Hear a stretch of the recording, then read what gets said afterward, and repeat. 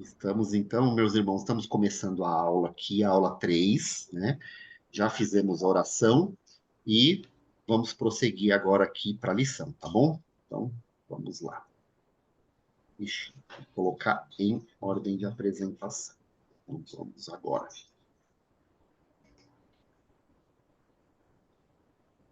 Pronto, todos estão vendo o slide, né? Então, prossigamos. Bom, hoje nós vamos falar um pouquinho do caos, o tema, né? O caos do coração, né? O episódio do bezerro de ouro, né? Entrar um pouquinho no livro dos juízes, né? E dar uma leve entradinha, assim, na questão da vida de Davi e o reinado dele, tá bom? A preparação de Deus para o reinado de Davi, tá? E aí, na outra aula, a gente dá prosseguimento, tá? Bom, primeiro, a gente, dentro daquela rota que nós temos falado em relação, à salvação, que o caminho que o povo de Deus percorreu na sua rota de libertação até a terra prometida, é uma rota muito que fala muito em relação à caminhada de todo aquele que pertence a Deus, né? A gente vivia uma vida de servidão do pecado, do mundo, né? E, na verdade, a Bíblia fala que todo o pecado é uma escravidão. E a gente pergunta assim, e às vezes a gente olha para algumas igrejas assim, o pessoal pergunta, mas poxa, a Bíblia diz que eu sou livre, mas eu vou para a igreja e não posso isso, não posso aquilo. A ideia é justamente o contrário. O pecado é uma força que escraviza a gente. E escraviza a gente, a palavra do hebraico hatat e a palavra grega hamartia é uma ideia de que você foi feito com um propósito para acertar um alvo e você erra o alvo. Isso quer dizer que o pecado ele é um desvio de sentido existencial. Então, quando alguém fala assim que você foi livre, é que a gente está sendo liberto de uma vida de escravidão, onde muitas vezes nós fazíamos aquilo que não queríamos fazer. É a crise que Paulo relata em Romanos capítulo 7. Então, quando começa o capítulo 8, né, e Paulo está remetendo ao momento em que a pessoa está numa situação que ela está lutando com a lei de Deus com a própria vontade, está lutando com a lei de Deus pelo próprio esforço humano e não consegue. E aí vem a palavra de Deus em Romanos 8 e fala, né, que não há mais condenação para aqueles que estão em Cristo Jesus, né? E ele fala que o Espírito de Deus, o Espírito de vida, nos libertou do espírito, né, da lei, do pecado e da morte. Então, e isso, gente, não vem simplesmente por uma força nossa. Você vê que para o povo sair daqui, teve que o povo clamar, teve que ter oração, teve que Deus se encontrar e mudar a vida de um homem, teve que esse homem ir até o local e Deus fazer todas as obras que ele fez, libertar esse povo, ter uma simbologia de libertação por meio do sangue de alguém, que é a Páscoa, né? E depois o povo atravessa como se fosse um. Né? Você vê que é todo um rito de caminho de salvação. O mundo, né? Aí é pregada a palavra, Deus faz uma obra dentro de nós, né? A Páscoa nada mais é, né, do que o reconhecimento do sacrifício de Cristo no nosso lugar. Alguém morreu no lugar que eu deveria. O rito de passagem do Mar Vermelho, que é nada mais do que o batismo. Paulo explica isso no capítulo 10 de 1 aos Coríntios, né? E depois a vinda, a dependência de Deus na questão do maná, sobrevivência por meio do alimento que Deus dá todos os dias, a água que sai da rocha, e essa rocha é o próprio Cristo, e essa água é um simbolismo do Espírito Santo que viria, né? e a chegada ao Monte Sinai, o Shavuot, a entrega da lei. E a gente tem repetidamente falado que o Shavuot é o símbolo do Pentecostes, né? É os 50 dias aqui da Páscoa até a chegada. É a festa das semanas, quando você vê lá no Antigo Testamento, a festa das semanas. São 7 semanas, né? Então, a gente vê a chegada e agora nós estamos aqui entre a saída do Vale do Sinai e entrando no deserto, tá bom? E aqui, né, no deserto, Deus começa a dar aqui todo o parâmetro para o povo construir e restaurar a presença dele e o símbolo do jardim do Éden no meio do seu povo.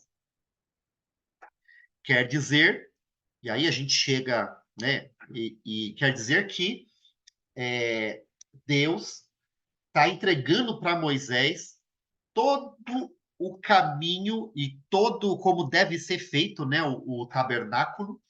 E aí eu vou passar por uma caminhada dentro do Êxodo, e a gente olha aqui e percebe que o capítulo 14, né, do 1 ao 14, é toda aquela parte que nós já passamos e entendemos a questão da libertação, da salvação, né? Depois, o capítulo 15 fala do cântico de Moisés e a caminhada até Mara. Mara é o local, a palavra Mara no hebraico é a questão de amarga, né? É as águas amargas que Deus transforma em água potável para o povo.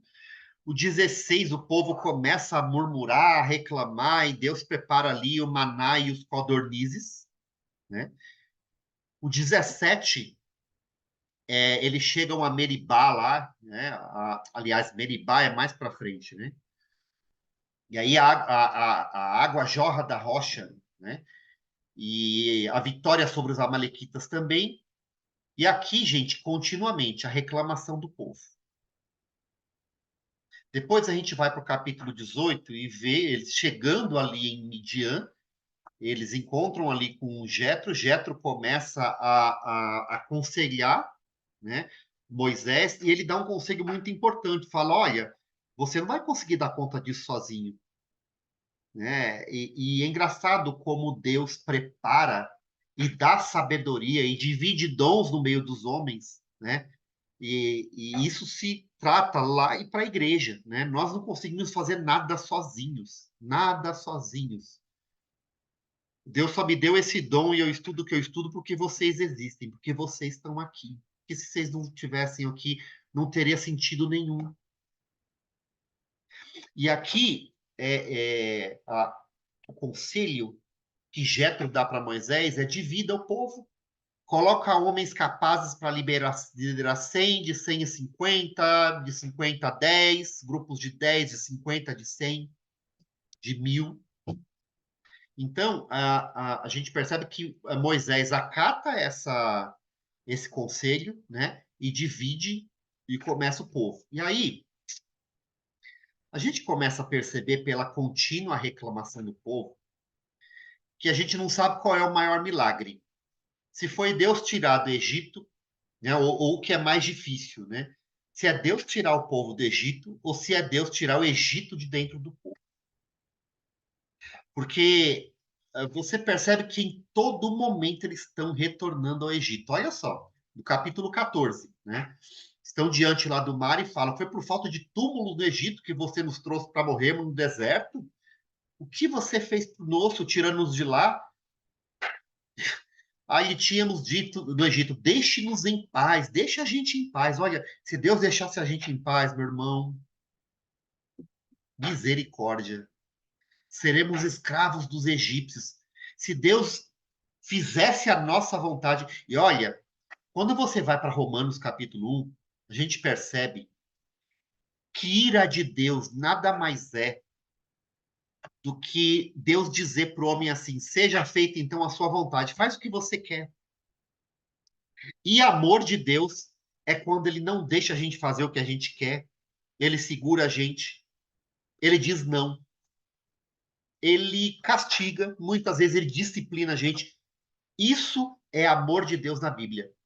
E ira de Deus na Bíblia, quando você vê lá principalmente Romanos capítulo 1, a partir do verso 18 aí, que Paulo fala, Deus os entregou a sua própria, olha só, ira de Deus, e até C.S. Lewis falava isso, né? Que existem dois tipos de pessoa. Aquelas pessoas que falam para Deus, seja feita a sua vontade, e as pessoas a quem Deus fala, tá bom, seja feita a sua vontade. E Deus os entregou. Isso é ira de Deus. Ira de Deus é quando Deus fala para o homem, tá bom, faz o que você quer. Você quer independência? Mas quando Deus não deixa a gente em paz, quando Deus nos disciplina, quando Deus é o amor de Deus ativo sobre nós, sobre o seu povo. E olha a insistência deles, né? Aí logo no capítulo 16, disseram os israelitas, quem dera a mão do Senhor nos tivesse matado no Egito. Olha só. Lá nós sentávamos ao redor das panelas de carne e comíamos pão à vontade. Mas vocês nos trouxeram a esse deserto para fazer morrer de fome toda essa multidão.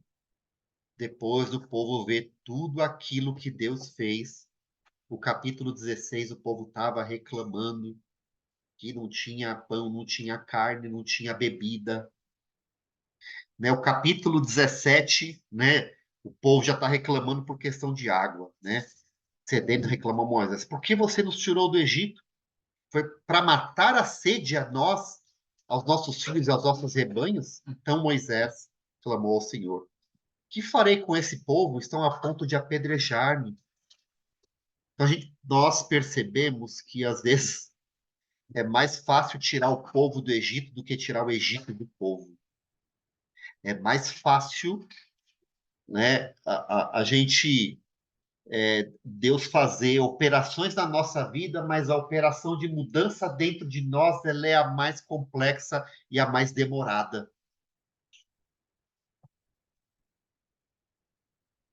E aí, no capítulo 19, a chegada do povo do Sinai, né? E Deus manda Moisés consagrar o povo, porque você percebe que Deus é um Deus santo. E quando Deus vai se encontrar com o seu povo, Deus requer limpeza, pureza desse povo. Então, esse povo se consagra. Esse povo se afasta de todo e qualquer fluido corporal. Esse povo se afasta de tocar em corpo morto. Então, tudo aquilo que tinha algum tipo de representação de vida e morte, principalmente de morte, aquele povo tinha que se limpar para que eles estivessem diante, né, daquele monte e que eles pudessem se encontrar com Deus. E aí Deus fala assim para Moisés: Moisés, sobe, você, e depois manda Arão subir, e manda todo mundo não tocar sequer no monte. Olha só, porque o lugar onde Deus está é um lugar sagrado. O ambiente em que Deus se manifesta é ambiente sagrado. Por isso, quando Deus. Aí a gente revê lá a questão do Jardim do Éden, que o Jardim do Éden é um local onde Deus se encontrava com o homem numa situação de ausência do poder do pecado, de ausência do pecado. E quando o homem peca, ele é eliminado da presença de Deus, ele desconfia de Deus. E aqui a gente percebe, né, que esse local sagrado, Deus fala para o povo, não chega não. E Moisés, quando chega, ele fala, tira aí, entra descalço. E vocês vão perceber que Deus se encontra com homens em locais sagrados. Vamos para frente. Capítulo 20, Deus começa a falar. E quando Deus começa a falar, parece que aquele monte se manifesta quase que como um vulcão, né? O pessoal vê estrondos, né? Vê trovões, vê raios, vê clarões, a ponto do povo chegar para Moisés e falar assim: Moisés, fala você conosco, porque não temos condição de ouvir Deus.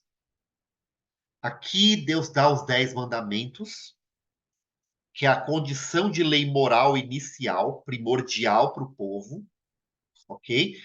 Né? E você vai perceber que os 10 mandamentos, os desdobramentos dos 10 mandamentos, os 4 primeiros é a relação do povo com Deus, é a relação do povo com Deus, não dirás falso testemunho, não, falso testemunho não falará o nome do teu Deus em vão. Então, os quatro primeiros mandamentos ali são em relação nós com Deus, eles são, digamos, verticais. E a partir do quinto mandamento até o décimo, eles são horizontais, quer dizer, é a relação do homem com o seu próximo. E você vê Jesus reduzindo essa questão lá em Mateus 22. E fala: amarás a Deus de todo o teu coração e ao teu próximo como a ti mesmo. Jesus resume. E todos esses 613 mandamentos da lei têm essa ideia de resumo. Se você puder resumir esses mandamentos, né, é a vontade de Deus, da forma como nós devemos viver com Ele e com os homens. Né? No capítulo 20. E aí ele começa a desdobrar as leis, né, as leis civis, as leis cerimoniais, capítulo 21, leis acerca dos escravos, da violência, dos acidentes, quer dizer, se um boi matar alguém, e como é que vai ser o tratamento com os escravos, que naquela época a ideia de escravo é bem diferente de hoje, tá? Então, escravo é uma pessoa que, de alguma forma, ou ele foi trazido de um ambiente de falta, de fome, alguma coisa, né? Ou ele acabou recebendo a terra, dividindo a terra e perdendo tudo e precisando trabalhar para alguém para pelo menos se manter e viver. E havia uma lei de a cada 7 anos, né, esse escravo ser liberto, porque dentro da sociedade que Deus está trabalhando aqui, há um trabalho de justiça social e não acumulação de bens. Tudo que um povo aí de uma ideologia não conseguiu fazer, mas Deus aqui conseguiu fazer com o povo de Israel, né? Ele coloca leis acerca da proteção de propriedade, que é uma coisa também importantíssima, que Deus distribui a terra e ele tira uma das tribos dessa distribuição da terra, porque essa tribo, a tribo de Levi, ela vai cuidar da questão da adoração do templo, né? Do templo não, do templo mais para frente, mas o tabernáculo, né? Ela vai ser a tribo que vai tratar das coisas consagradas a Deus em todo o local. Eles vão ser aqueles caras que vão estar escrevendo a lei, eles vão estar passando a lei para as pessoas, né? Então, a lei acerca de responsabilidade social, órfãos e necessitados, você tem toda uma proteção social para aquelas pessoas que naquela época não tinham nenhum tipo de previdência, como nós dizemos hoje, tá?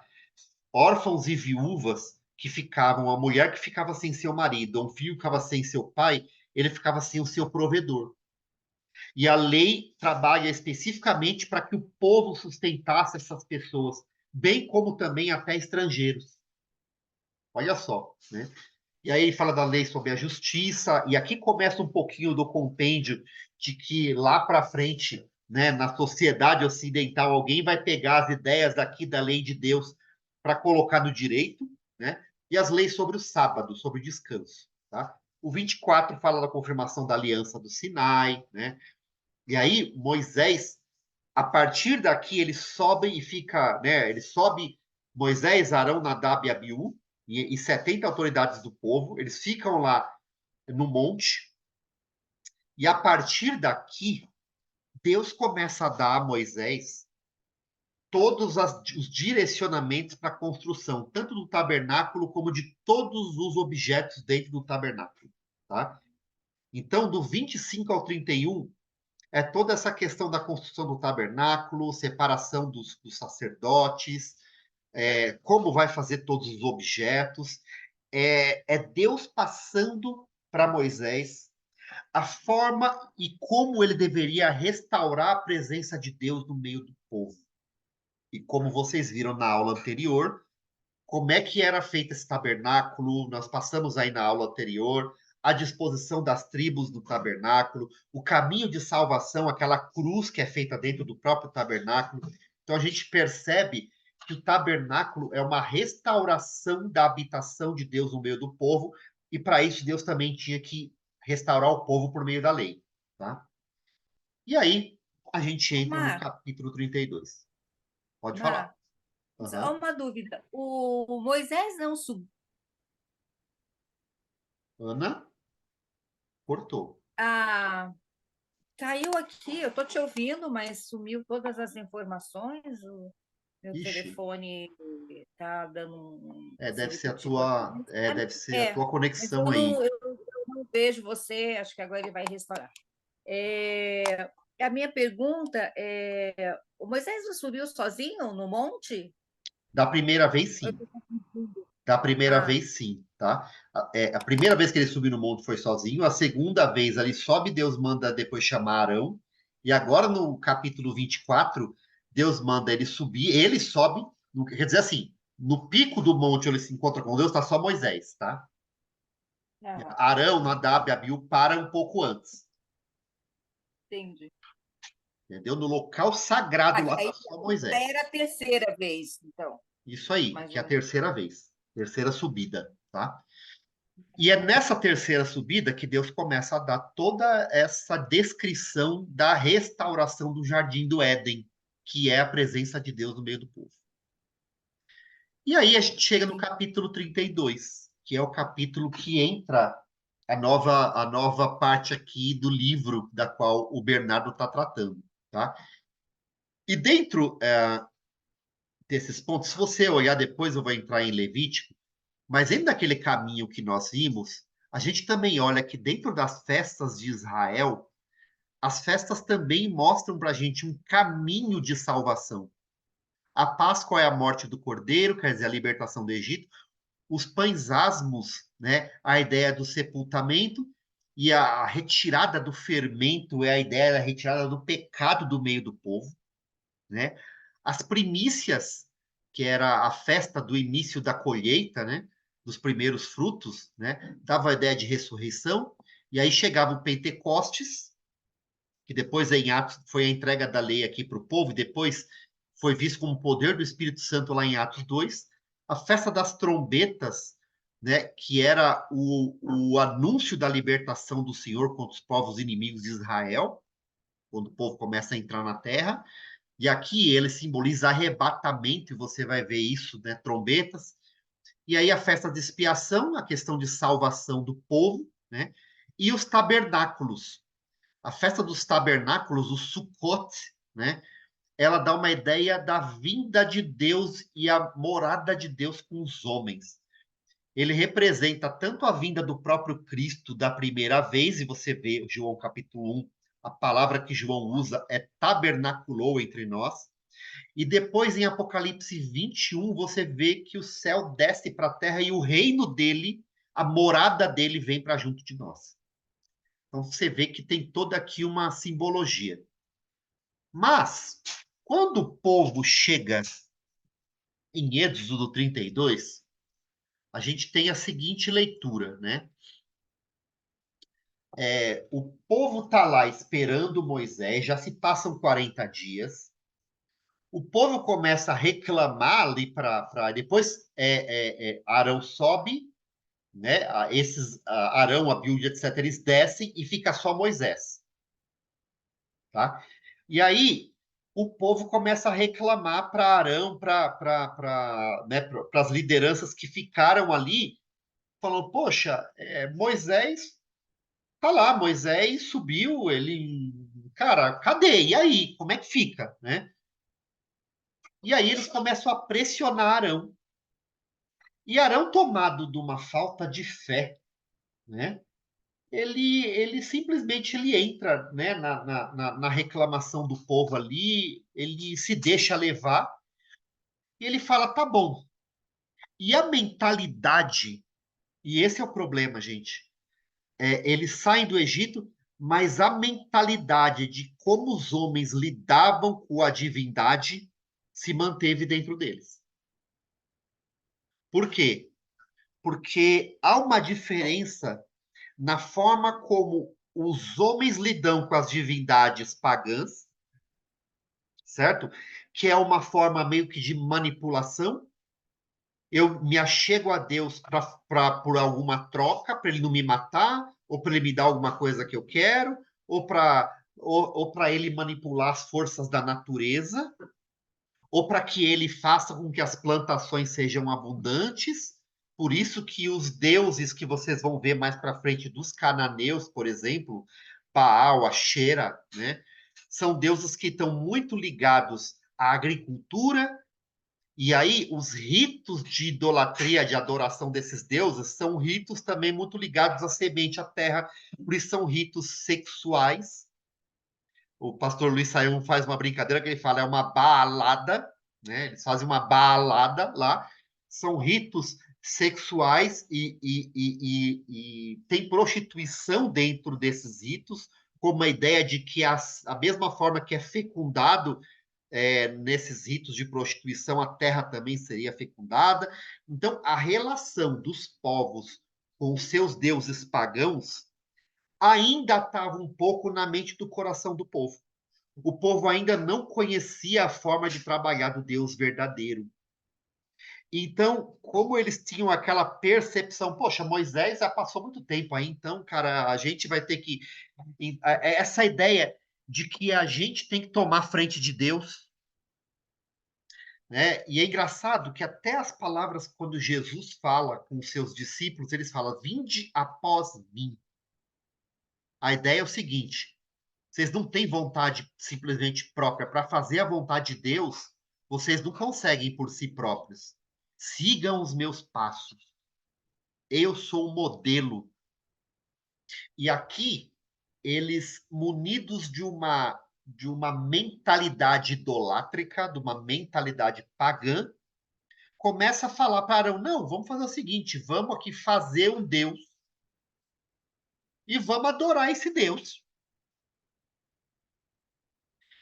E aí, o Êxodo 32, a Bíblia vai falar que eles,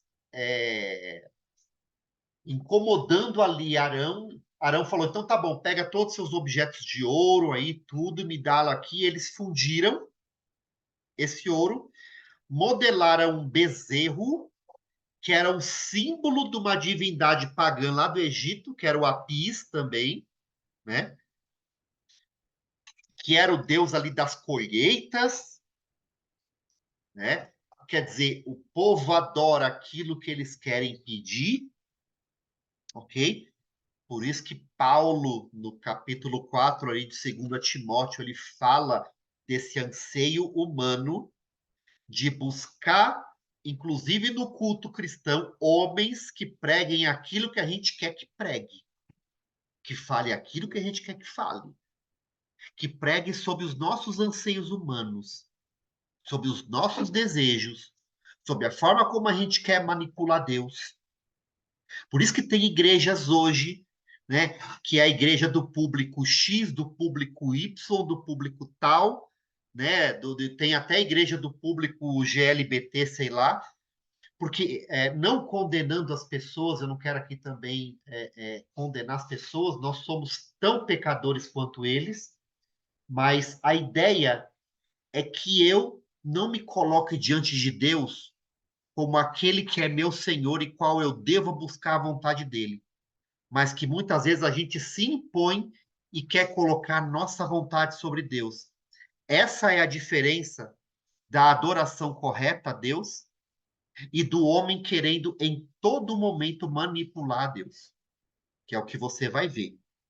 Em todo momento, o diabo, e você vê isso na tentação de Jesus, o diabo querendo fazer com que Jesus manipulasse a Deus.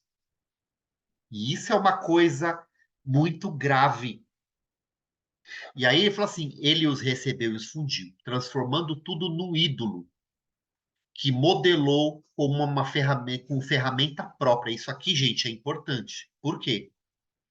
Porque um dos mandamentos que Deus vai dar aqui para frente é falar assim: até quando vocês fizerem altares, não façam de pedra polida, porque eu não aceito obra da mão de vocês. Não aceito. Vocês não têm capacidade. E isso é tão forte que bate lá com Efésios capítulo 2, que Paulo fala assim: que até as vossas boas obras foram dadas de antemão para que vocês as fizessem.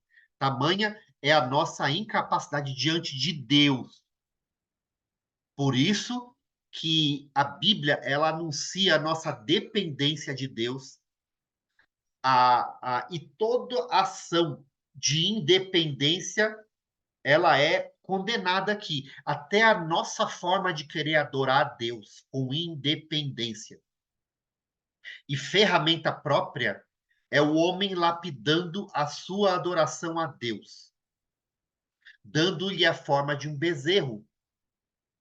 Quer dizer, daquele a qual os homens queriam buscar alguma coisa em troca. Então disseram: Eis aí os seus deuses. Olha só, eles anunciam, ó Israel, que tiraram vocês do Egito. Olha só, aqui mostra uma forte ação do próprio Satanás. Aqui mostra o campo de batalha que é as nossas mentes. Ele fala: vendo isso, Arão edificou um altar diante do bezerro e anunciou: amanhã haverá uma festa dedicada ao Senhor. Eu não sei a que Senhor. Na manhã seguinte, ofereceram holocaustos e sacrifícios de comunhão. O povo se assentou para comer e beber e levantou-se para se entregar à farra. Olha só. Enquanto Deus está lá em cima entregando para Israel a forma como Deus queria que eles o adorassem e se achegassem a ele, a forma que ele restauraria a sua morada junto com os homens, a forma que ele restauraria aquele jardim do Éden perdido lá atrás de comunhão com Deus, onde o homem caminhava com Deus, onde o homem tinha a direção de Deus, onde o homem perguntava a Deus o que era certo e errado, onde o homem tinha unidade de mente e de coração. Agora, né? Enquanto Moisés está lá em cima recebendo de Deus, o povo está lá embaixo, buscando a Deus da sua própria forma, manipulando a Deus ao seu bel prazer e entregando-se a desejos e a vontades, né? Que é justamente o que Satanás vai sempre falar na tua cabeça. Ele não precisa nem falar para você assim, faça a minha vontade, não. É só ele falar assim, faça a sua vontade, faz o que você quer. E olha só os desdobramentos disso, né? E aí a gente vê a previsibilidade dos cultos pagãos, né? E você vê que no capítulo 24, o narrador diz que Moisés permaneceu na presença de Deus 40 dias e 40 noites. E aí você vê que o povo está acostumado lá com os deuses do Egito, né? E aí, os cultos pagãos, gente, eles tinham início e fim. Então, era o tempo do cara chegar, fazer aquela oferta ao deus pagão, é, falar, de repente, um conjunto de palavras certinhas, de rezas lá para manipular aquela divindade, e aquele culto acabava, ele voltava, beleza, fiz aqui, manipulei o Deus, tal, tal, tal, né? Tinha momento de início e fim. Então o povo estava acostumado com um tempo e com Deus não. Com Deus que nós servimos, o tempo é dele. A vontade é dele, o momento é dele, porque ele está enxergando atrás da parede que a gente não enxerga. E ele fala assim: na maioria dos casos, o sujeito levava seu sacrifício ao altar, diante do qual sempre haveria uma representação visível da divindade. Imóvel, surda e muda, quer dizer, aquela divindade que eu posso ver, que eu posso manipular, que eu posso alcançar. E esse é o desejo humano. Por isso que o diabo, lá no Jardim do Éden, falou assim: você vai ser que nem Deus. E aí, bastava então o adorador manipular os desejos da suposta entidade divina. O que você quer? Você quer farinha? Você quer bezerro? Você quer o quê? Né?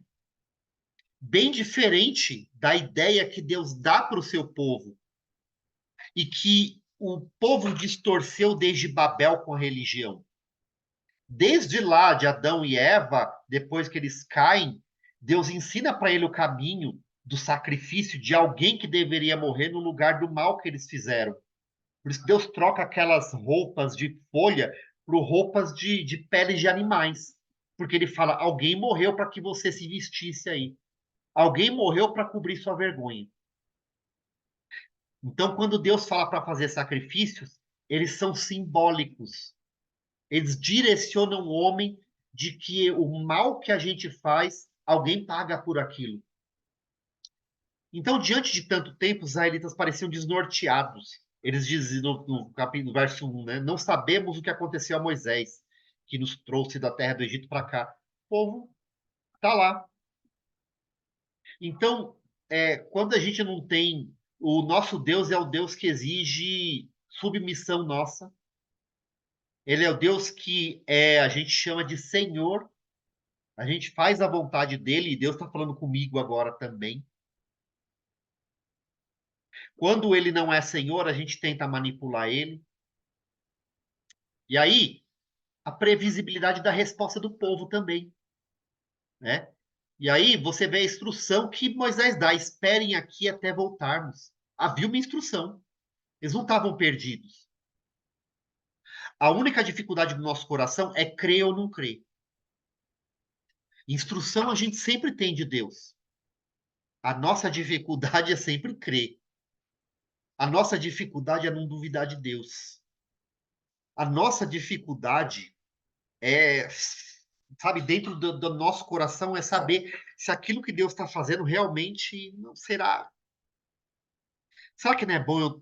E o diabo está sempre falando assim: nada, dá um jeitinho você, vai lá, toma a frente.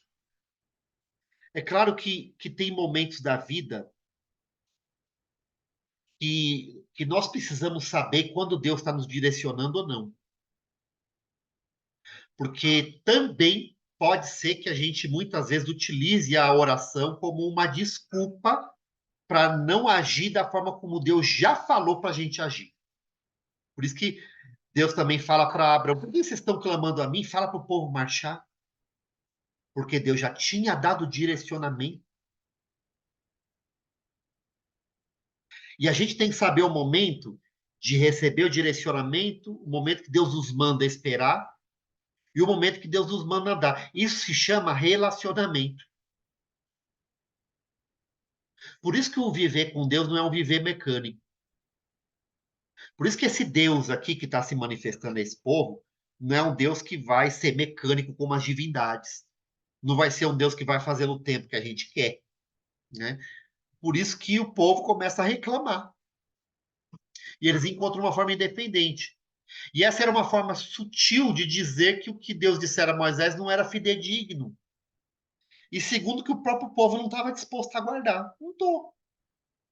Parecia mais lógico, olha só, e esse é o perigo, seguir o seu próprio padrão de bem e mal. Isso no Jardim do Éden, gente, é o que trouxe o que nós chamamos hoje de guerra. Porque quando não, Deus não é mais o padrão de certo, de errado, de bem ou de mal, e é isso que o diabo está tentando perverter nos dias de hoje, o conceito de certo, errado, de bem e de mal. Quando ele quebra esses parâmetros de bem e de mal, de certo, de errado, aí você pode perceber que sem parâmetro a gente caminha para a morte. E o jardim do Éden, o que a serpente ofereceu para Eva, é falar o seguinte: tenha você mesmo o seu próprio parâmetro de bem e mal. Você vai saber, essa árvore do bem e do mal vai te dar discernimento do que é bom e do que é mal. O que ela não falou é que ela não completou a frase: o que é bem e o que é mal aos seus próprios olhos. O que o diabo estava oferecendo lá é: você vai saber o que é bem e o que é mal no seu ponto de vista.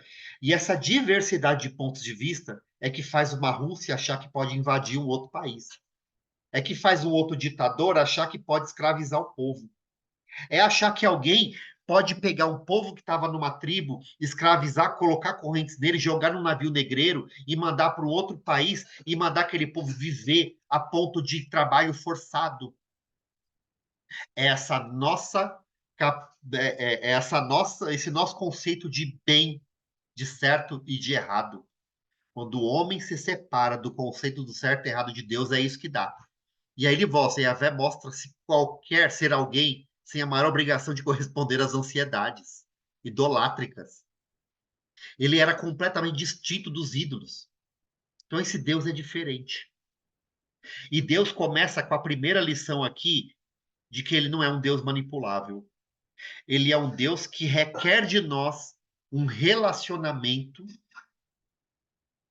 Ele requer de nós que reconheçamos que ele tem missão de vida para nós, a nossa vida não é à toa, ele tem missão de vida, ok? Porque aquele povo tinha uma missão e que Deus estava dando lá em cima para Moisés, falando assim: vocês serão um reino de sacerdotes, de pessoas que farão a intervenção entre Deus e o homem, entre o homem e Deus, aliás, né?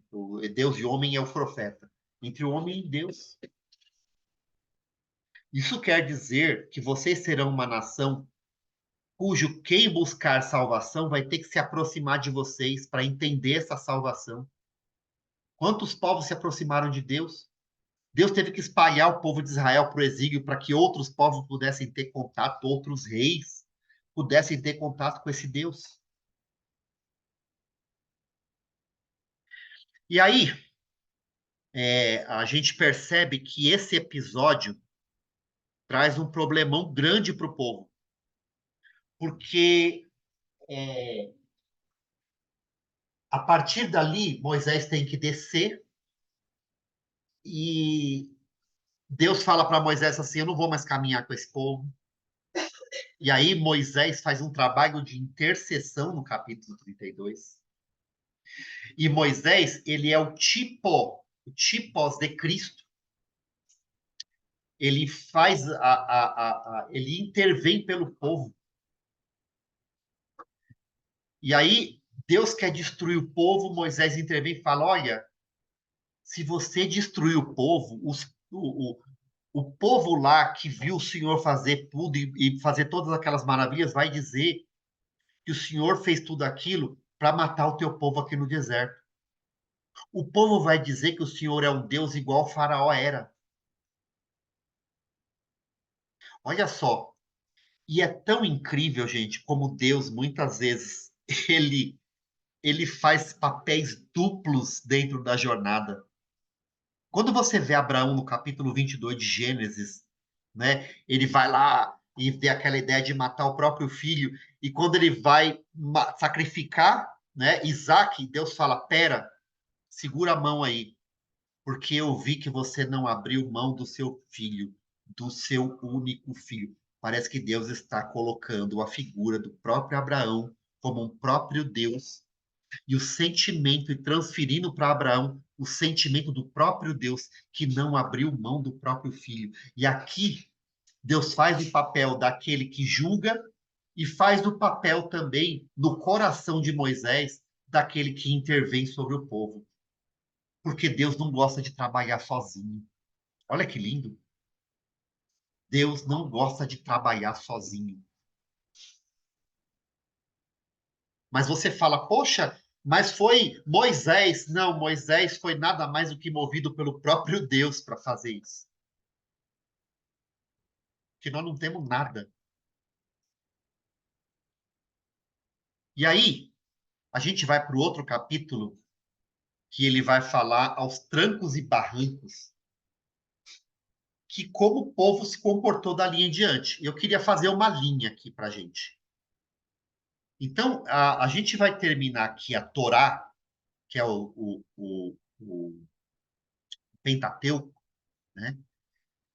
E aí a gente vai sair de Gênesis, e o Gênesis, gente, se você olhar os 5 primeiros livros da Bíblia, ele tem nomes hebraicos, tá? Os nomes dados de Gênesis são nomes gregos dados a partir do momento que foi feita a Septuaginta. Então, você vê que Gênesis é a Bereshit, e os nomes hebraicos, eles vêm sempre da primeira frase da Bíblia, de uma coisa tirada de algo principal, tirado da primeira frase, ou no primeiro versículo da Bíblia, tá? Então, no princípio criou Deus os céus e a terra. A Bereshit nada mais é do que o nome o princípio, já que a palavra Rosh vem de cabeça, de princípio, de início, né? E aí, do capítulo 1 ao 11, a gente vai ver a história primeira, vai do 12 ao 50, a história dos patriarcas. Quando a gente vai para o Êxodo, né? O Êxodo, a palavra dada no livro é Shemot, tá? Shemot, que é a palavra, esses são os nomes, a ideia de Shemot é nomes, tá? Shem é a ideia de nome, tá? Shemot é um plural feminino, esses são os nomes. E a gente vê no Êxodo de 1 a 14 a libertação, de 15 a 24 a jornada até o Sinai, e do 25 ao 40 essa ida, e Deus dando ao povo a construção, ao Moisés a construção do tabernáculo. E lá no capítulo 32 a gente vê Deus purificando também, porque Moisés manda matar todos aqueles que não estão pelo Senhor. E ele está dizendo assim: eu não vou caminhar com quem não está, eu não vou andar dividido aqui. Quem não se entregar a Deus não vai fazer parte desse povo. E não tem como continuar conosco. Né? E a partir do. A gente vê que o próximo livro ali é Levítico, e Levítico vai dar a ideia, né? Levítico dá a ideia do Vaikra, né? Da tenda do encontro, o Senhor chamou, Vaikra, né? A ideia de chamou, ou deu nome, né? Ou deu. Por exemplo, você vê quando Jacó ele se encontra com Deus lá no capítulo 32, né? A tradução do hebraico fala assim: Vaikra Yaakov Shen Hamakom Peniel. E chamou Jacó o nome do lugar, face de Deus. Então, o chamar ali é dar nome, o chamou aqui é quando Deus fala para Moisés fazer algo. Moisés, vem cá. E o livro do Levítico é nada mais, nada menos do que a preparação daquele povo para ser um povo separado e santificado. Por isso que o Levítico é Deus preparando uma das tribos para exercer essa função do sacerdócio divino diante do povo. Ok? Então você vai ver lá 1 a 7 rituais e sacrifícios, quer dizer, a forma que o povo deveria se purificar diante de Deus. Né? O 11 a 20, o ritual de pureza, e dentro desse ritual de pureza você vai passar pelo Yom Kippur, que é a celebração de uma vez por ano, né? A festa da expiação ou da propiciação do povo. De 21 a 22, as qualificações sacerdotais, aquilo que Deus iria requerer do sacerdote. E de 23 a 27, as festas e o chamado de Deus tá, para o povo. Passando da Vaikra, a gente chega no livro de Números, que a ideia de Números é Bamidbar, né? Que é a ideia do deserto, no deserto do Sinai. E aí, no livro de Números, ele já dá uma ideia que Deus preparando o povo, manda o povo para o deserto. É a caminhada para o povo no deserto para chegar à terra prometida. Só que essa caminhada do povo no deserto, a gente vê de 1 ao 10, ele fala quanto o povo ainda está no Monte Sinai, né? E deixei do 8 a 10 aí. Mas do 10 a 12, a viagem do povo, o povo andando. De 13 a 14, eles param no deserto de Parã e mandam espias para a terra prometida. E aí, esses espias, eles voltam, e 10 deles, um de cada tribo, né? 10 deles falam, não, cara, aí não tem como, esses cananeus são muito grandes, são gigantes, nós somos como gafanhotos diante desses homens. E aí entra Josué e Caleb e fala, não, não, o Senhor nos ajudará, pega o fruto, mostra para o povo, essa terra é terra que emana leite e mel, tal. Então aqui você vê uma separação, que parece que o povo chegou meio que no limite ali. Depois de verem tudo que Deus fez, eles ainda falam que não, não, Deus não vai. Aí que Deus chega, né, para Moisés e fala: olha, é o seguinte, Moisés, esse povo que está indo vai entrar na terra. Então, a partir daqui, esse povo vai ficar rondando, rondando, rondando, até que eu troque esse povo e uma nova geração é que vai entrar na terra. E Moisés recebe essa advertência de Deus e entende. Só que lá no capítulo 20, ele chega em Meribá, que é o local onde Deus manda ele com uma simbologia da própria rocha como Cristo, né, de dar água para o povo. E Moisés perde a paciência com o povo, ele bate na rocha, fala: toma aí a água tal. E Deus vê aquilo como um desrespeito. E Deus fala, Moisés, não é só o povo que não vai entrar, você também não vai entrar mais. E aqui eles passam 40 anos no deserto. E Deus troca aquela geração toda até que eles chegam do 22 a 36 nas campinas de Moab. Tá? E ali em Moab começa toda uma história dos povos que estão ali, de deixar, não deixar eles passar, eles pedem passagem e o povo deixa passar, e um deles chama lá um pseudo profeta lá, né, para gorar o povo, né? E aí esse profeta não consegue, e aí Deus manda ele abençoar. Então, você vê que toda uma história aqui no final de Números, até que você chega em Deuteronômio. Então, até os próprios nomes gregos dados aqui, né? Gênesis, Êxodo, ex rodós, né? A ideia da preposição ex, que é de dentro para fora no grego, e o rodós, né? Que é a ideia de estrada, né? Levítico, a ideia dos números, como a ideia de que o povo, aqui foi ser feito o recenseamento do povo para ter ideia de quantos por cada tribo. E em Deuteronômio, a ideia aqui de quem deu o nome, essa palavra é grega, que na verdade o hebraico é devarim, né? É hadvarim, né? Essas são as palavras ditas por Moisés. É que aqui Deus está trocando o povo, está a nova geração, e Moisés começa a discursar a lei para a nova geração. É como se fosse uma segunda fase da lei. Por isso que a palavra aqui é grega, ela é uma junção de, né, deuteronomion, é a junção de deuteros, né, com nomos. Deuteros é segundo e nomos é lei. A segunda lei. Aqui, então, a ideia é que Deus está trocando o povo e dando a segunda parte da lei, dando a lei novamente para eles. Tá? Por isso que do 1 ao 11 há o discurso de Moisés. E dentro desse discurso de Moisés, tem uma parte muito importante que é onde os judeus pegaram essa parte como um discurso para a vida deles, que é o capítulo 6, 3 e 4, que Deus fala para eles assim: Shema Israel, Adonai Eloheinu, Adonai Errad, né? Ouça Israel, o Senhor nosso Deus é um Deus único. Por isso, quando você entrar na terra, não confunda. Só existe um único Deus. Essa ideia do errado é alguma coisa única que não tem igual no hebraico.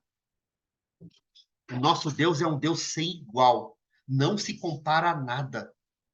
Ouça. E esse ouvir não é esse chamar, essa chamada, não é simplesmente ouvir, é um ouvir de coração, é um ouvir de ação. Então, aí do 12 ao 26 é a coleção de leis civis, de justiça social. Deus repete aqui como o povo deveria tratar os seus pobres, as viúvas, tal, né? O 27 ao 34 é discurso final de bênçãos e maldições de Moisés. Você chega, por exemplo, no capítulo 28, que ele fala: se vocês forem assim, vai acontecer isso, se vocês desobedecerem. Então você vê que aqui finaliza, né? E começa o livro de Juízes. De Juízes, não, o livro de Josué. Né? Deixa eu ver a hora que eu tô. 8h38, passei um pouquinho. Vamos fazer uma pausazinha aqui, tá bom, gente? 8h38, passei um pouquinho. Vamos voltar 8h45, pode ser? Vai dar aí uns 7 minutos de pausa. Então eu vou pausar aqui a gravação também. E nós voltamos às 8h45, tá bom? Então, estamos voltando à segunda parte aqui, né? Do enredo da salvação, da fase 2 da EBM. Hoje a terceira aula, então vamos lá. Deixa eu ver se eu coloquei em modo apresentação. Ah, coloquei. Tá bom? Agora vamos. Compartilhar. Share sound. É isso aí. Vocês estão vendo a tela? Dá um joinha de Deus aí. Pronto. Glória a Deus. Então, bom, eu queria colocar, eu vou ter que passar rápido por isso, um ponto que poucos estudiosos às vezes batem nisso, mas a gente tem uma ideia de que Jesus veio e trabalhou e atuou só no Novo Testamento, e não é verdade, né? Você vê a atuação do próprio Cristo no Antigo Testamento, e você vai perceber isso, né, em várias partes. Eu vou mostrar uma lista aqui, depois você pega esse material e pesquisa uma por uma, não vou conseguir passar uma por uma aqui, mas eu destaquei um aqui, está em Josué capítulo 5. Como nós vamos entrar em Josué, e eu vou passar um videozinho aqui para a gente entender um pouquinho melhor Josué, mas olha que interessante. Josué 5, 13 a 15. Fala assim, ó, estando Josué já perto de Jericó, quer dizer, antes de entrar em Jericó, olhou para cima e viu um homem de pé, empunhando uma espada. Aproximou-se dele e perguntou-lhe, você é por nós ou por nossos inimigos? Nenhuma coisa, nem outra coisa, nem outra, respondeu ele. Venho na qualidade de comandante do exército do Senhor. Então, Josué prostrou-se rosto em terra. Olha, preste atenção nesse ponto, hein? Prostrou-se rosto em terra, em sinal de respeito, e lhe perguntou: que mensagem meu senhor tem para o seu servo?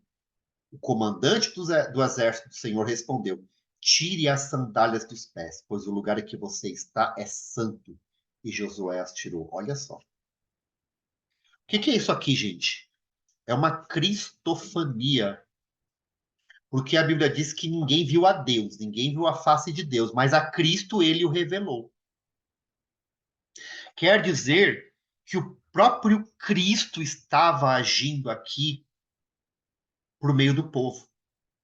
O povo achando que está lutando as suas lutas sozinho, o povo achando que está indo por uma guerra difícil tal sozinho, mas o próprio Deus, né, ali pré-encarnado na pessoa de Cristo, estava ali, né, como comandante dos exércitos do Senhor.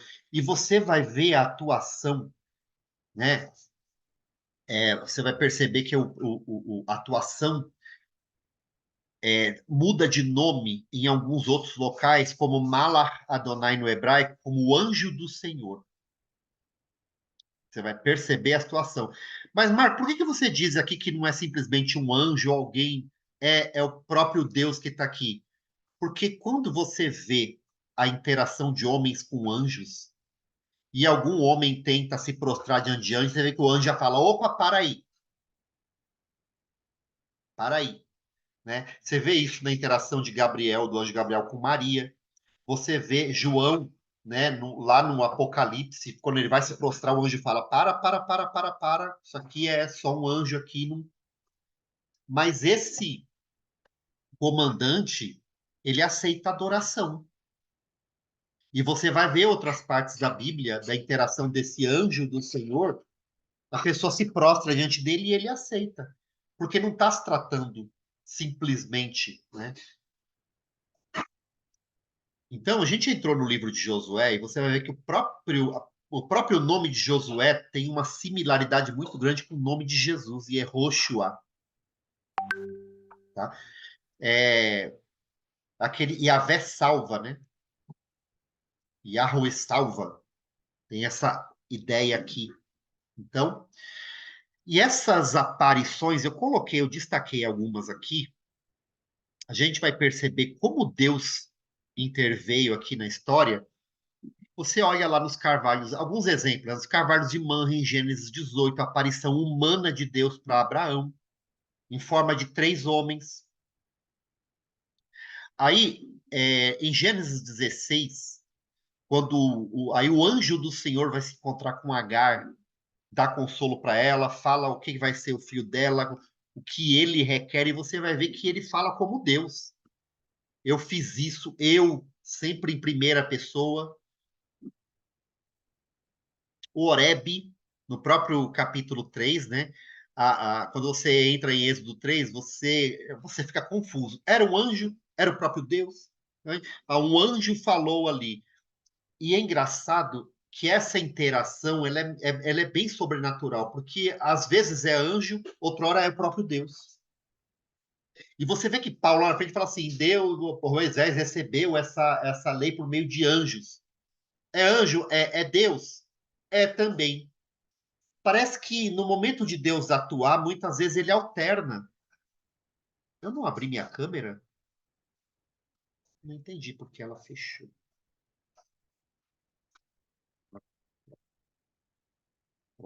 Voltou. Então, você vê essa alternância, né? Em Josué 5, você vê esse comandante, né? Em Juiz 2, você vê lá em Boquim o anúncio, né, da chegada na terra, do que ocorreria quando eles chegarem lá. No Vale do Meguido, quando eles vão lutar, né? Ali, no Cântico de Débora, Débora fala que esse anjo do Senhor gritou alguma coisa contra Meroz, que era um habitante daquela região da qual eles pediram ajuda, e ele falou: não estou vendo vocês vencerem ninguém ali, né? E aí esse anjo prediz uma ordem, uma maldição contra esse Meroz, que ele iria morrer, né? Árvore de Ofra, né? Então você vê que Gideão, quando ele vai iniciar o seu ministério, fala que o anjo do Senhor aparece e ele adora ali, né? E aí ele levanta Gideão em Zorá, no capítulo 13 também de Juízes, aparece esse anjo do Senhor para a mãe de Sansão, para a mulher de Manoá. Ele fala que ela daria a luz e que aquele menino seria nazireu, etc e tal. E aquela mulher chega para o marido dela e fala: olha, eu recebi a mensagem de um anjo, era como se fosse tal. E aí ele vai conversar com o anjo e começa a conversar com o anjo. E ele pergunta o nome do anjo: qual é o teu nome? Ele fala: por que pergunta o meu nome? E aí algumas versões até dizem, visto que é maravilhoso, e alguns associam, né, com Isaías capítulo 6 ali, depois 9, né, maravilhoso, conselheiro, Deus forte, Pai da eternidade. A palavra no hebraico ainda não é a mesma, né? E aí você vê no caminho de Berseba o fortalecimento de Elias, você vê ele em 1 Crônicas 21, né? Na construção do altar no local que seria o templo, ele informando ali, em 1 Crônicas 21, no momento em que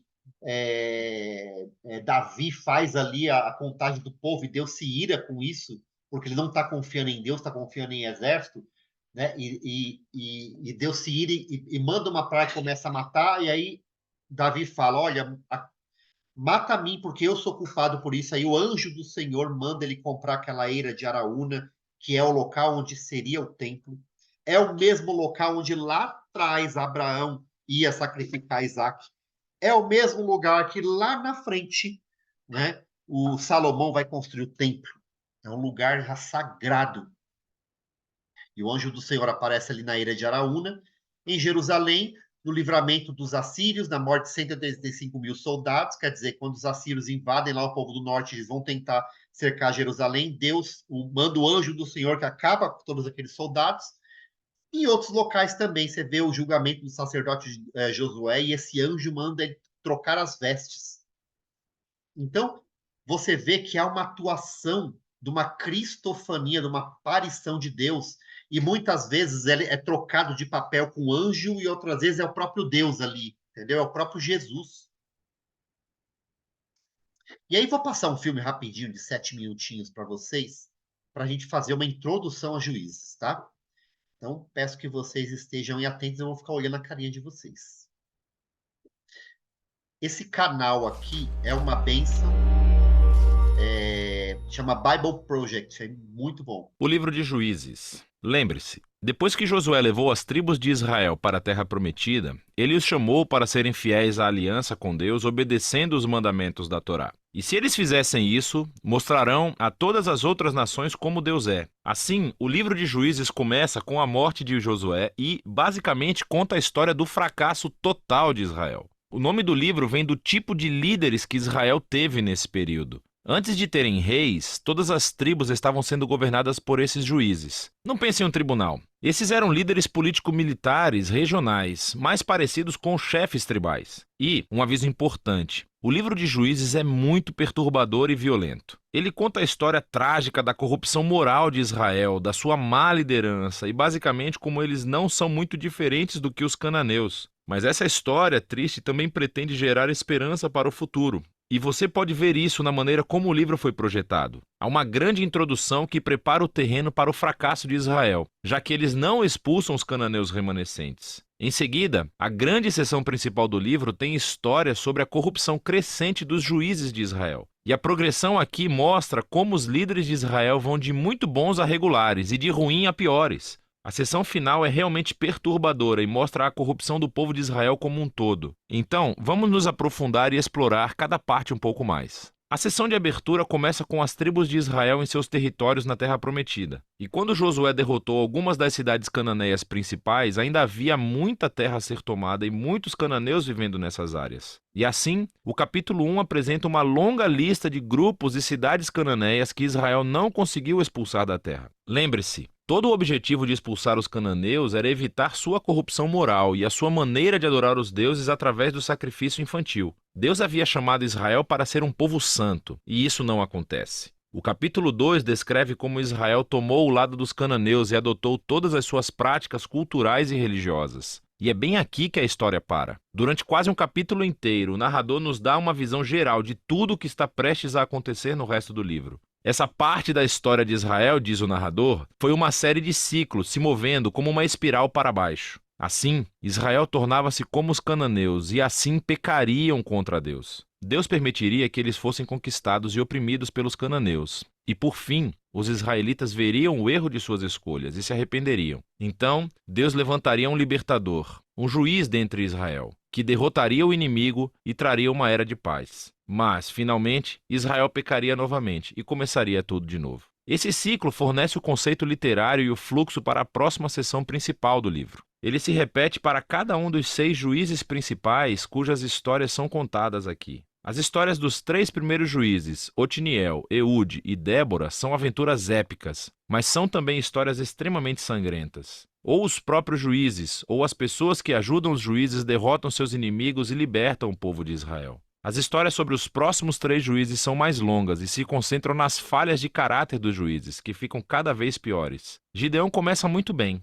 Ele é um covarde, mas finalmente chega a confiar que Deus pode salvar Israel através dele. E assim ele derrota um enorme exército de midianitas com apenas 300 homens carregando tochas e panelas de barro. Mas Gideão tem um temperamento desagradável e mata um bando de companheiros israelitas por não ajudá-lo em sua batalha. E tudo começa a piorar. Ele fabrica um ídolo com o ouro que ganhou das suas batalhas, e depois que morre, todo Israel adora o ídolo como um deus, e o ciclo começa novamente. O próximo juiz principal é Jefté, que é uma espécie de bandido mafioso que vive nas colinas. E quando as coisas ficam realmente ruins para Israel, os anciãos vêm até ele implorando pela sua ajuda. E Jefté foi um líder muito eficaz, ele ganhou muitas batalhas contra os amonitas. Mas ele era tão pouco familiarizado com o Deus de Israel que o trata como um deus cananeu e promete sacrificar a sua filha se vencer a batalha. Essa história trágica mostra o quanto Israel caiu. Eles não conhecem mais o caráter do seu próprio Deus, o que leva ao assassinato e à falsa adoração. O último juiz, Sansão, é de longe o pior. Sua vida começa cheia de promessas, mas ele não tem consideração pelo Deus de Israel.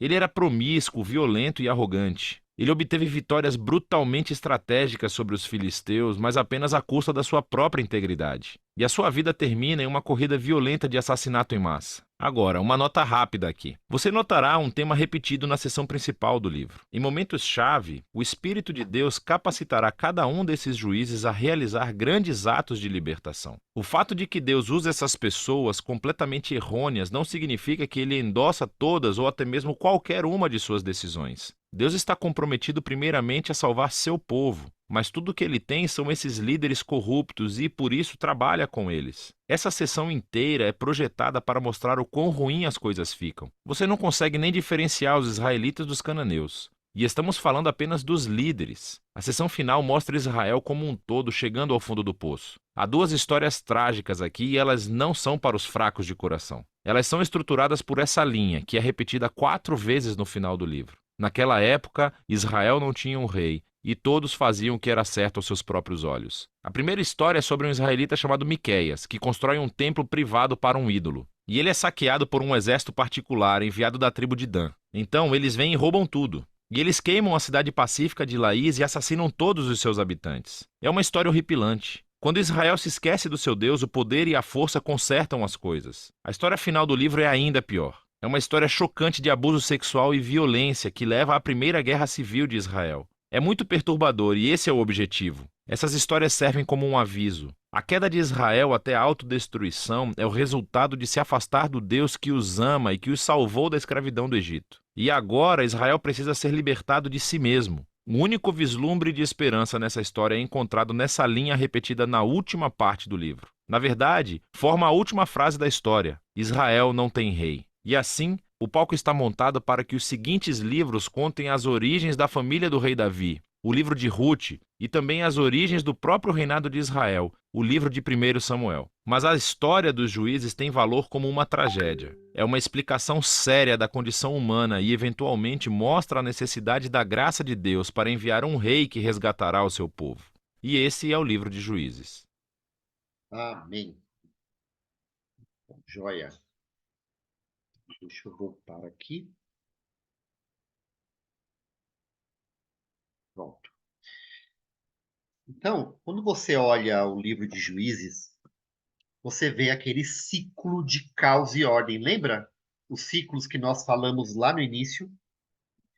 Quando em todo momento aquele ciclo que Deus vai lá, restaura o povo, a adoração do povo, o povo se achega a Deus, entra o pecado, vem castigo, vem clamor, Deus levanta. E aqui esse ciclo, gente, é repetitivo, tá? É repetitivo.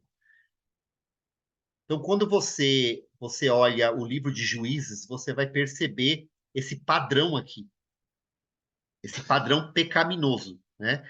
Eu fiz aqui um resumo, né? E a gente começa a entender aqui o seguinte: dos, dos juízes que nós temos lá, alguns falam que são 17, né? A gente tira daqui Abimeleque, porque Abimeleque foi um falso rei, foi um falso líder, né? Mas de todos esses líderes, depois nós vamos entrar ali em Eli e em Samuel, que também são juízes, e o último que é Samuel, onde Deus vai trabalhar ali para a preparação, né, da monarquia de Israel tão prometida. Tá? E aí você vê que o primeiro juiz foi Otoniel, ele livra ali o pessoal do rei da Mesopotâmia, né? Ele é da família de Caleb. Você vê que depois vem Eude, né? Eude livra eles do povo de Moab. Então você percebe que toda vez você vê que o livro ele repete sempre as coisas. Então o povo se desviou de Deus e tal, tal. E aí Deus enviou Cuxã, Risataim, rei da Mesopotâmia, contra eles e ficou por 8 anos, tal, até que o povo clamou a Deus e Deus levantou Otoniel. Depois você vê esse ciclo continuando. Aí Eude, aí o povo novamente se afastou de Deus e blá blá. E você vai vendo esse ciclo se repetirem, né? Aí Deus usa o povo da Mesopotâmia, Deus usa os moabitas, Deus usa os filisteus, Deus usa os cananeus, os midianitas, né? O próprio povo de Siquém aqui, Abimeleque é um rei falso, para você ver que a que nível que chega também um falso líder que tem que matar os seus 70 irmãos para assumir a liderança. Aqui começa a mostrar também o anseio do homem, né, por poder, né, aqui dentro. Tolá, que não é mencionado, mas governou por 23. Jair também governou por 22 anos. Jefté, que ele é gileadita. E aí, gente, é claro, ele vence ali os amonitas e os filisteus, né?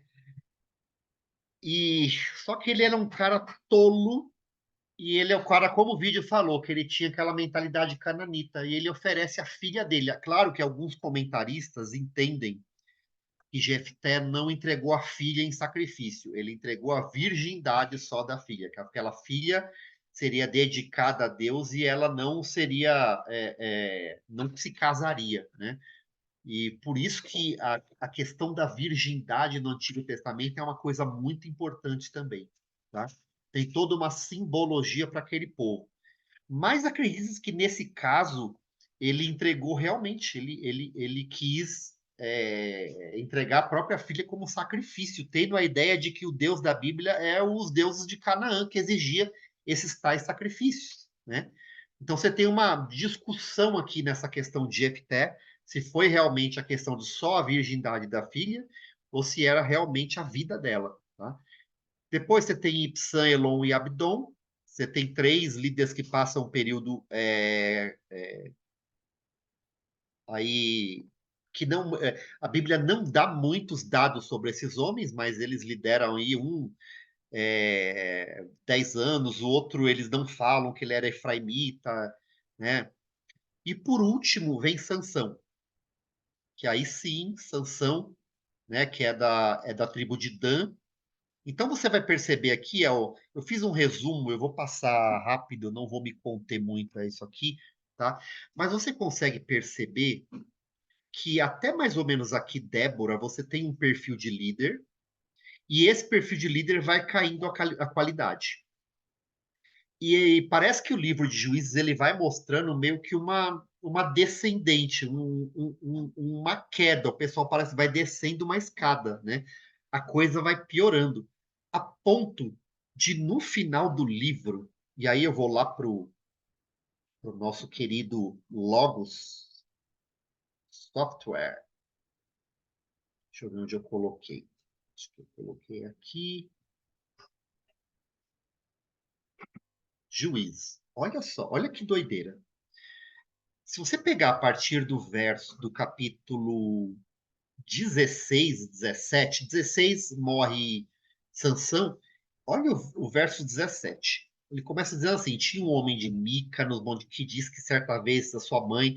Olha o nível que a Bíblia vai mostrando da devassidão do empobrecimento moral daquele povo. Ele tinha 13 quilos de prata que lhe foram roubados, pelos quais eu ouvi pronunciar uma maldição. Quer dizer, ele está falando que a mãe dele tinha 13 quilos de prata e que a mãe dele estava pronunciando uma maldição porque achou que tinha perdido, que alguém tinha roubado.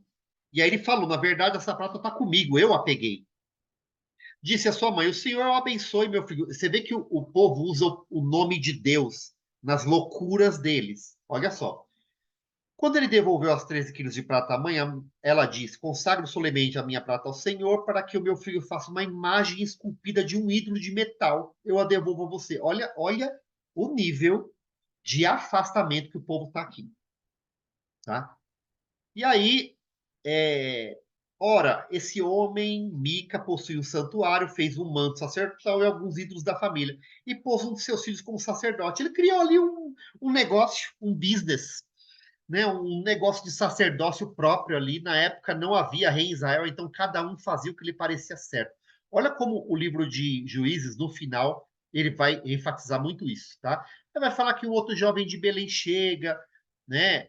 Que ele é levita, da tribo de Levi, e esse cara meio que contrata ele para ser o sacerdote. Isso aí você vai vendo, né?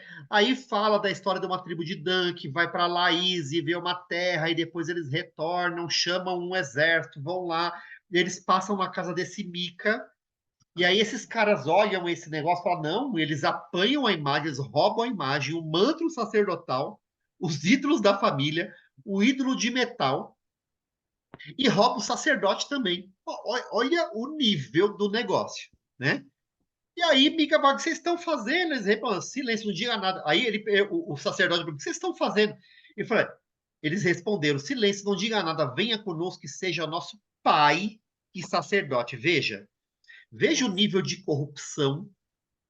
E, gente, a gente vê até igrejas hoje que chamam, né, o líder de pai, de pai apóstolo, de apóstolo, porque as coisas são sutis. Elas vão utilizando o nome de Deus, mas elas deixam de representar Deus. Olha só. E aí fala, quando eles estavam à distância, Mica foi atrás dele com seus homens, e aí ele falou: pô, vocês levaram meus deuses aí, meu sacerdote e tal. Aí eles falaram: não, pode voltar lá, entendeu? Se você não quiser, meio que assim, se você não quiser, nós vamos bater em todo mundo aí, matar todo mundo tal. Olha o nível de perversidade. E aí eles entram naquela cidade, matam todo mundo, tudo tal, né? Destroem aquilo. E aí o livro vai finalizando, mostrando o nível de corrupção moral daquele povo. E ainda usando o nome de Deus. Aí ele termina, nos últimos 2 capítulos, gente, com um levita, né, que ele sai da sua terra, ele vai para uma outra terra, né? ele passa pela tribo de Benjamim, pela região dos benjamitas ali, né? Ele falou, então prosseguiram, o sol se pôs a prova de Gibeá e Benjamim. Olha só, ali entraram para passar a noite. Foram sentar-se na praça da cidade e ninguém os convidou para passarem a noite em sua casa. Veja, você percebe que o pecado e o distanciamento de Deus, eles trazem consigo um esfriamento em relação à dor do outro. Pode perceber. O problema de Sodoma e Gomorra não era simplesmente a depravação moral do povo, mas a depravação moral do povo trouxe um nível de egocentrismo, ok? Porque aquelas pessoas, o desvio moral pecaminoso, principalmente que envolve o corpo, ele faz o corpo desejar como se fosse, não, eu quero, eu quero, eu quero, eu quero.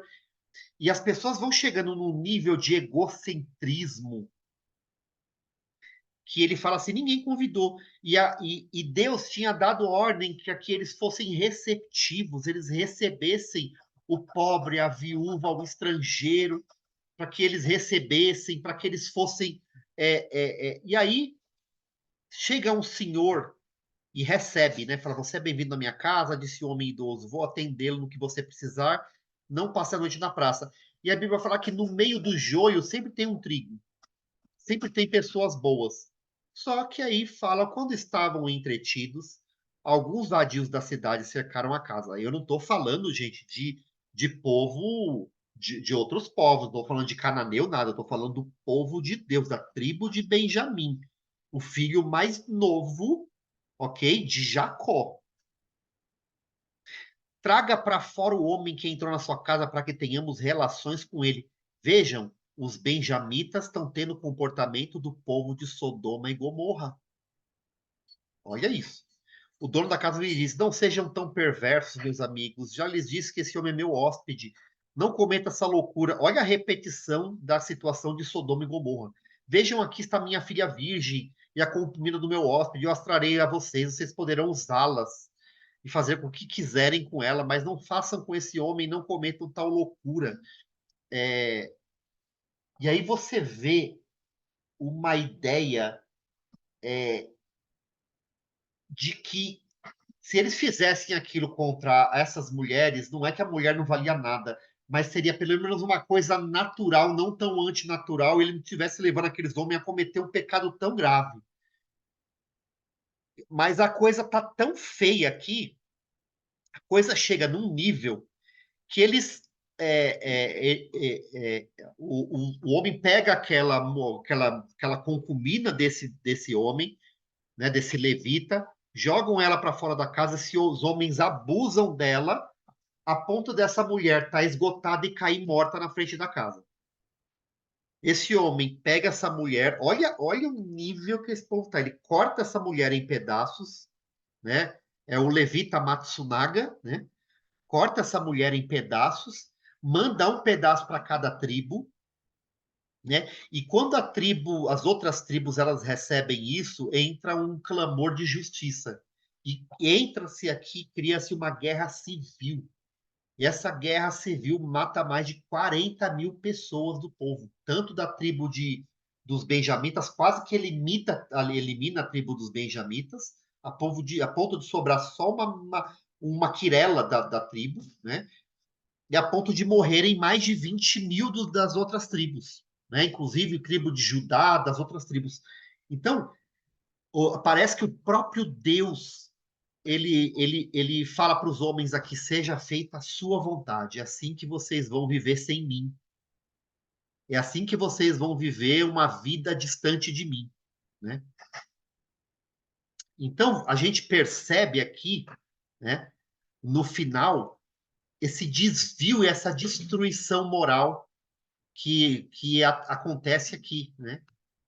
Então, eu ia entrar hoje um pouquinho, né, na questão de Davi, mas eu vou entrar na próxima aula na preparação da monarquia. E aí o que acontece, gente, quando tudo parece que acabou, Deus começa a intervir na história para preparar um rei. Olha só. Quando você fala assim, não, acabou, o mundo acabou, Por isso que, às vezes, as pessoas olham o mundo como está hoje e falam, não, gente, não tem jeito, a política, tudo aí, ó, a coisa está acabando. E a gente sempre fala, não, Deus sempre vai levantar o seu sal na terra, a sua luz no mundo. Deus vai sempre, né? Hoje nós temos a igreja é esse estandarte de Deus levantado. O povo de Israel naquela época era o estandarte de Deus levantado e que se permitiu cair totalmente. E a história se repete, gente. Não pensem que é só lá, né? Se você vai estudar mais para frente, quando chega nos dias de Jesus, a religião está toda perdida, perversa. Vem o cristianismo, vem Jesus, nós fundamos o cristianismo, fundamos a igreja e tal. Daqui a alguns anos, 400 anos depois, a igreja começa a se perder, a se fugir com o Estado. A gente não sabe o que é Estado, o que é igreja, ou a igreja começa a se fugir com as religiões pagãs e não sei o que. Quer dizer, começa a se perder de novo. Você vê que esses ciclos de caos e ordem, e toda vez Deus chama alguém para restaurar isso. Talvez você esteja aqui porque Deus quer usar a tua vida, a minha vida, para restaurar o caos do mundo que nós vivemos hoje. Talvez nós estamos aqui ouvindo o que estamos ouvindo aqui, porque Deus quer restaurar esse cosmos, esse Brasil, esse mundo que nós vivemos hoje. Deus quer restaurar vidas, Deus quer restaurar caminhos, né? E para Deus fazer isso, hoje ele tem a sua igreja, eles têm os seus filhos aqui, que estão ouvindo e estão entendendo a forma como Deus age e como a história sempre se repete. Por isso que Salomão fala que não há nada novo debaixo do céu, não tem nada novo. A história vai se repetindo de formas diferenciadas e Deus vai traçando estratégias diferentes para que sempre haja salvação, porque esse Deus de amor nunca desiste de nós como seu povo, porque se dependesse de nós, tudo estava acabado. E isso nos mostra, né, o quanto Deus nos ama, o quanto Deus ama o seu povo. Porque se Deus não tivesse feito todos esses resgates, se Deus ali vendo essa situação não mandasse em juízes, se Deus depois disso não mandasse um profeta que trouxesse um primeiro rei, que depois trouxesse Davi, não teria ali uma monarquia com uma promessa de que o Messias viria e que tudo aquilo que os homens sonham de um mundo perfeito virá com o próprio Jesus, quando Deus intervir na terra, quando a oração que nós fazemos do Pai Nosso, né, que seja feita a tua vontade na terra como é feita no céu. E esse céu, no capítulo 21 de Apocalipse, descer e misturar-se céu e terra, e novo céu e nova terra, e onde a vontade de Deus for feita, onde não houver impiedade, não houver homens maus, onde não houver mais fome, onde não houver mais angústia, onde não houver gente desamparada, porque no reino de Deus é onde a vontade de Deus é feita, e onde a vontade de Deus é feita a justiça, a bondade, a misericórdia, a amor. E nós somos os pequenos cristos, aquele pela qual Deus inicia esse projeto e pela qual Deus ainda está atuando no mundo. Amém. E em nome de Jesus, eu termino essa aula com essa conscientização. Deus ainda não desistiu do seu cosmo. Deus ainda não desistiu de nós. Nós somos a igreja de Cristo, a noiva adornada e que tem uma história para fazer assim, né? Por mais que haja, o mundo possa parecer que não tem esperança, há um Deus que está proposto, que está disposto a refazer tudo e a redimir esse cosmo e os seus filhos e o seu povo. Amém? Amém. Glória a Jesus por tudo. Alguém quer falar, quer comentar? Fica à vontade, esse é o momento de vocês. Não? Amém. Amém. Bom, seja Deus glorificado em tudo. Ninguém quer falar nada? Estou vendo algumas pessoas com um áudio aí Eu tenho a Desligado. impressão que o pastor Eduardo está falando, mas não está saindo o áudio Ô, para ele. irmão Eduardo, aí eu queria mesmo ouvir o pastor Eduardo. Desliga e liga o mudo, pastor. Desliga liga e desliga o mudo novamente aí. Olha, eu vou te mutar e você vai e desliga e liga de novo, tá? Aperta aí o microfonezinho aí para tirar do mudo. Pronto, agora tenta falar de novo. Pode falar. Ah, ele não tá dando algum problema. Ai, é uma Tá pena. dando áudio? Agora sim, glória a Deus, Ah, glória a Deus. Pode falar, irmão, pode falar. eu queria dizer que as palavras que o professor falou são amém para essas palavras. Glória a Nós Deus. aguardamos a novos céus e nova terra, onde reina a justiça, a vida do Senhor, a nossa transformação, nossa a regeneração, o reino de Deus. Aguardamos a presença e a volta do Senhor. Glória a Então, Deus. Nós continuamos aguardando, né, irmão Eduardo? Continuamos é, aguardando. Não há nada que nos separe desse amor. Muito é. obrigado, irmão Eduardo. Muito obrigado. E Hum, esse quadro de mudança de do caos, da destruição da corrupção moral e juízes, né, pode se assemelhar ao quadro da corrupção espiritual do nosso país, da nosso mundo, e nós estamos vivendo eh, em corrupção e imoralidade, mas aguardamos a manifestação do Senhor através das nossas vidas e através da vontade do Senhor que é feita aqui na terra como é feita no céu. glória a Deus. Amém, meu irmão. Amém. Glória a Deus por isso. E não só, né? Você vê que o Romanos 8 fala que a própria criação aguarda a É, manifestação dos filhos de Deus. é verdade. A natureza está sofrendo, Está sofrendo, está gemendo está gemendo com dores, com dores. Isso até mesmo. a nossa manifestação. Isso aí. Até que aqueles que pertencem a Deus parem de se esconder, entendam sua vocação e tendam para o que nasceu. Você não nasceu só para trabalhar e viver para você, você não nasceu só para. Você nasceu como igreja, com missão, com foco. E não precisa ser mudar o mundo, não. Você só precisa mudar a tua casa. Você pode mudar o ambiente de trabalho que você está. Você pode É, mudar. Deus não quer, não precisa de ativistas para sair com aquelas pessoas que querem mudar o mundo, mas não arruma nem a cama que tá, né? Não arruma nem a cama em casa, né? Deixa a mãe arrumar. Então, Deus conta conosco, né? Nas pequenas coisas. Muitas vezes sendo bons pais, sendo bons filhos, sendo bons maridos, boas mulheres, boas mães, né? Sendo bons amigos, sendo fiéis, sendo verdadeiros, sendo bons empregados, bons patrões, né? E isso a gente vai construir no reino de Deus com o testemunho de que há um Cristo vivendo em nós, né? Deus nos ajude, começando pelo professor, começando amém. por esse aqui. Amém? Glória a Deus. Quem pode fazer essa oração? Aí, se vocês quiserem ficar, fazer alguma pergunta depois, a gente termina a aula. São 21h30 em ponto.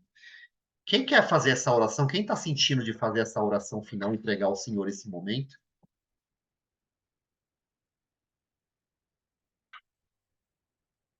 Ninguém. Meus irmãos, Eu Deus posso fazer, pode Posso fazer? orar? posso.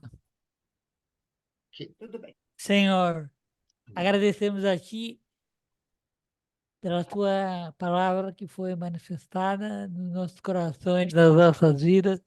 Agradecemos a Ti pela palavra que foi pregada pela exortação que foi passada para nós. Agradecemos, Senhor, pedimos a tua bênção sobre o pastor do professor Marcos, abençoa, fortalece a vida dele e usa ele com a tua palavra, com a tua autoridade, com a tua ousadia. Usa e abençoa as nossas vidas. Amém. Abençoa, cumpre, Senhor, a tua Isso. vontade, a tua palavra, o teu propósito nas nossas vidas. Manifesta a tua boa, agradável, perfeita vontade nas nossas vidas. Eu peço que o Senhor cumpra a tua palavra e manifeste, Senhor, a tua vontade. Cumpra, Senhor, a tua vontade. Realiza, Senhor, aqui na terra a tua vontade como é feita no céu. Cumpra, Senhor, manifesta a tua vontade, a tua palavra aqui na terra como é feita no céu. Amém, Senhor. Glória a ti. E vem, Senhor, Glória a ti. traz manifesta a tua volta, nós dizemos Maranata, ora vem, Senhor Jesus Cristo. Jesus. Vem, Senhor. Retorna, Senhor, retorna para buscar a tua igreja e transformar as nossas vidas em novas vidas, novas pessoas, uma nova criação em Cristo Jesus. Amém, Senhor. Glória a Deus. Em nome do Senhor Jesus Cristo. Jesus. Amém. Amém, Senhor. Amém. Glória a Deus. Amém. Glória a Glória Deus. a Deus. Glória a Deus. Eu amo como Deus opera na simplicidade das coisas. É lindo demais. Amém. Verdade. Amém. Meus irmãos, estamos terminando mais uma aula. Estou parando